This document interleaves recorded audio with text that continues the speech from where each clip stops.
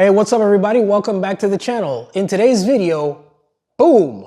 This is what we're going to be working with. It's the Insta360 Go3s. A lot of YouTube content creators, especially cycling content creators, have been really extolling the virtues of this camera for very good reason.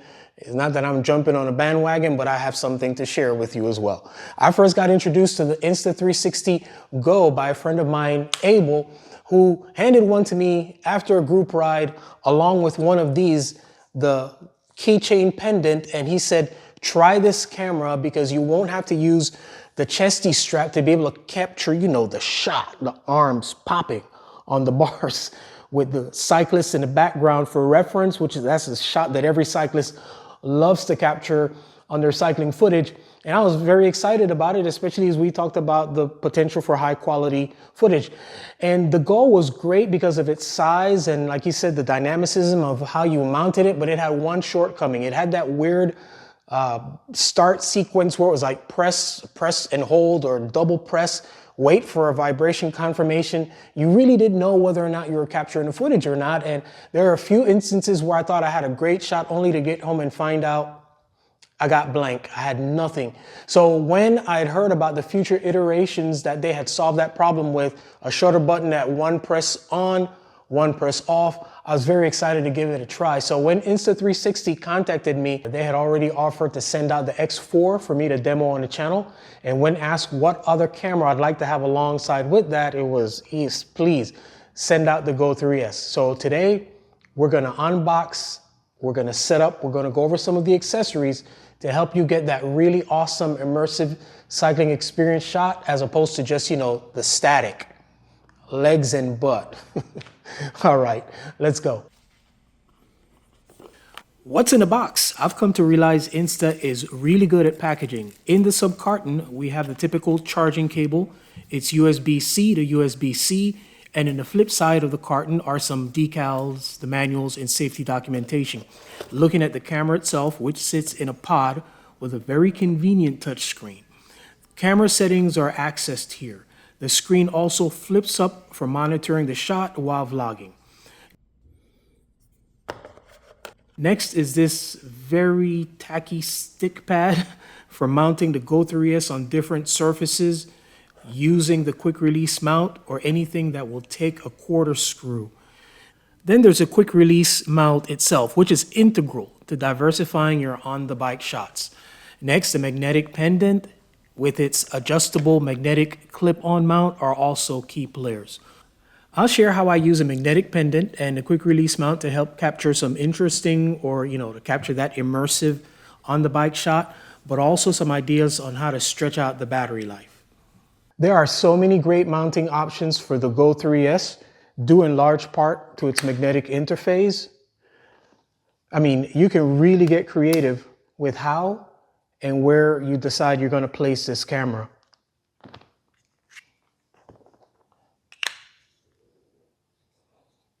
And all the magnetic fixtures are very stable. Imagine this being tucked in under my cycling jersey, and I want to capture that immersive shot for YouTube, or I want to flex a reel on the gram. The ability to move around and change your shots with one single camera on a ride is one of those things that potentially can lead to really great storytelling. The camera has the ability to shoot in 4K 30 or 2.7K 50. Those are usually enough for what I do on my rides. Once you're on the main screen, you can select the shooting mode and the setting. For example, in the normal setting, you can select 40K 30 as the setting and action as the mode, or you can use a free frame setting, which has the added benefit of being able to make slight post-production adjustments in case your viewing angle is slightly off. And I do mean slightly. Let's talk about some of the mounting ideas that I think you can use to get static shots, meaning you have it mounted somewhere permanent, like on your body or on the bike. And I'll also show you how you can get a little bit more diverse, a little bit more dynamic shots by holding it in your hand. So we're going to talk about those different mounting locations. In terms of having it mounted on your body, I'll start by talking about the magnetic pendant. Simply goes over your head. And you don't want to have this down too low. You can actually get it down there around where your navel is. You don't want it there. You just grab the two little grommets and pull up on it a little bit. And get it kind of like right where you think your heart is, I think is the best place for it. If you're a cyclist that sits upright, you're okay. There's not much that you need to do. And this definitely wants to be tucked in under the jersey, okay? And then what I'm using is the magnetic clip-on accessory.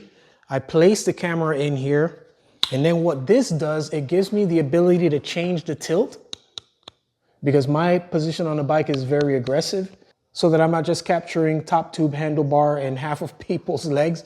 So I'm able to make sure that I have it in the right orientation to get the shot that I think I'm getting. And one of the things that you're gonna wanna do, regardless of the camera mode that you're choosing, is to experiment with this a little bit so that you know, once you turn it on, once you have it in the right position, that you have it set up for the right orientation. You don't wanna sit there and after a great ride with amazing shots, find out that you've got half of what you thought you were capturing. The next aspect of having the camera mounted on your body would be to use a helmet cam. And I've already got my helmet cam set up with the fingers on the top. So I would use this adapter and I'd simply squeeze the camera in here. Okay.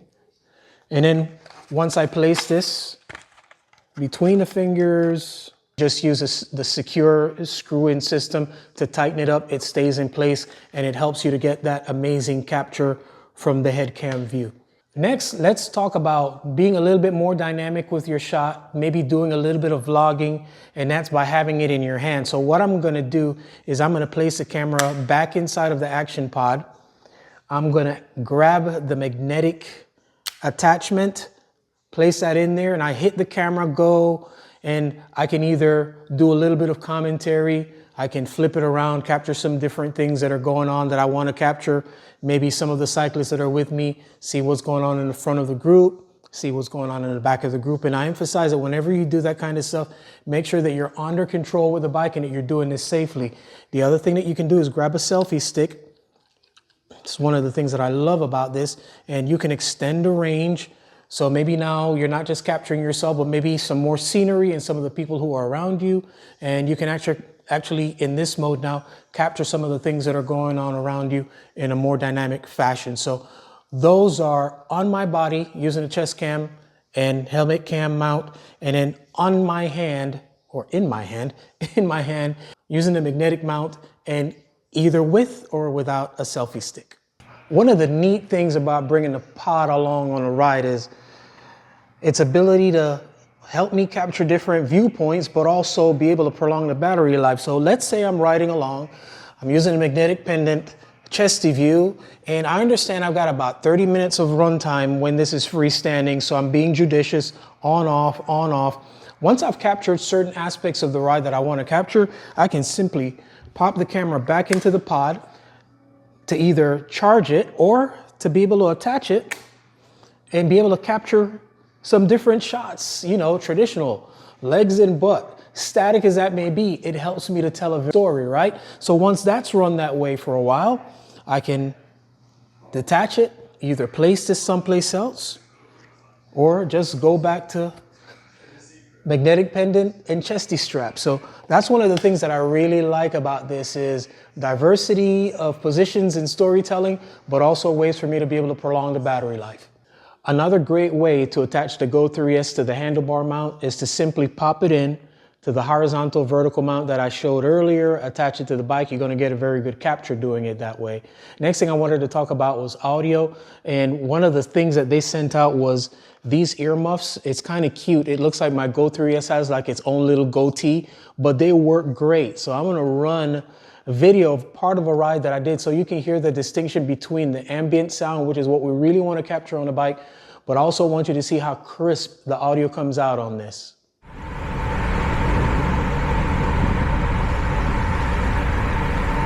Mind if I get in? Thank you. I should say that this is not an external mic or anything like that. This is actually me running the microphone from the Go3s.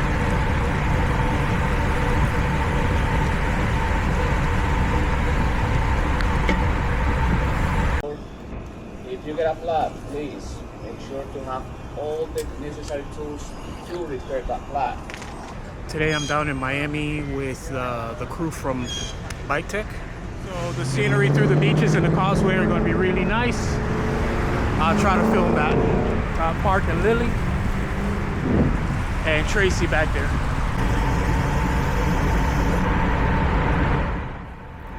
As you can see, this is high quality audio in all scenarios, which is quite remarkable for such a tiny package.